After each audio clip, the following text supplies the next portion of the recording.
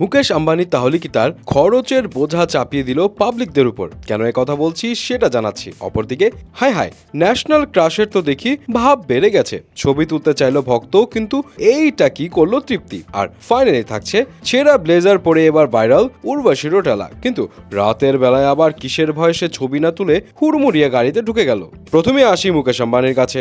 এই ভিডিওটা এডিট করে রিভার্স করেছে এক টুইটার ইউজার।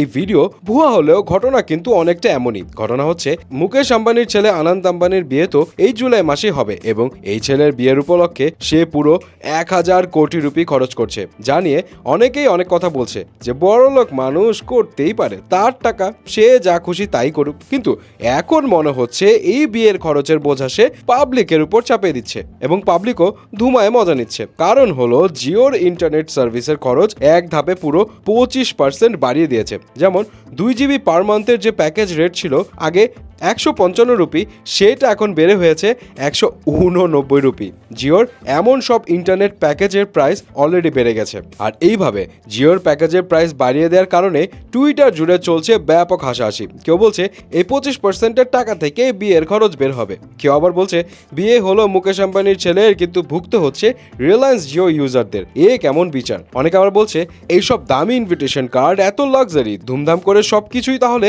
পাবলিকের টাকাতেই হচ্ছে। যাই হোক, এইসব কিছু নিয়ে আপনি কি ভাবছেন? এদিকে তৃপ্তি দিমরি তো এখন ন্যাশনাল ক্রাশে পরিণত হয়েছে। সো ন্যাশনাল ক্রাশের সাথে সাথে সবাই ছবি তুলতে চাইবেন, এটাই তো স্বাভাবিক। তো এই ছবি তুলতে গেলে তৃপ্তি কি করলো সেইটা একবার দেখে আসি।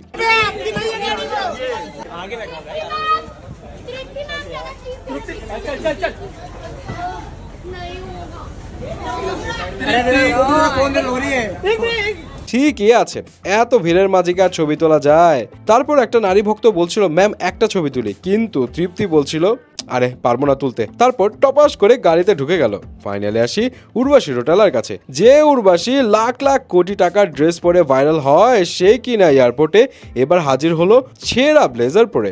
যাই হোক, এটাও একটা ফ্যাশন, দেখা যাবে এটার দামও 1 লাখ টাকা। তবে উর্বশী পড়েছে বলে এটা ফ্যাশন রে ভাই, বাট সাধারণ কেউ পড়লে ওইটা ছেঁড়া জামায় পরিণত হতো। কিন্তু ঘটনা সেটা না, ঘটনাটা হচ্ছে পরে আবার দেখা যায় রাতের বেলা সে কানে মোবাইল নিয়ে মাথা নিচু করে হেঁটে যাচ্ছে, যেন মনে হচ্ছে চেহারাই দেখাতে যাচ্ছে না। যেখানে উর্বশী প্যাপারাজিদের দেখে পোজ দিতেই থাকে, সেখানে উর্বশী তো এড়িয়ে যাচ্ছে তো যাচ্ছে, বরং প্যাপারাজিদের মনে হয় চকলেট দিয়ে ঘুষ দিচ্ছে যে আমার ছবি তুলো না ভাই। এবং তার কানে ফোন ধরা দেখে অনেকেই বলছে এটা শিওর শট একটা নাটক ছাড়া আর কিছুই না। ফোনের ওই পাশে ভাই কেউই নেই, আর গাড়িতে ঢুকেও সে কোনোভাবে চেহারা দেখাতে চাইলো না। কিন্তু কেন? তার কি মেকআপ নষ্ট হয়ে গেছে নাকি অন্য কোনো ঝামেলা?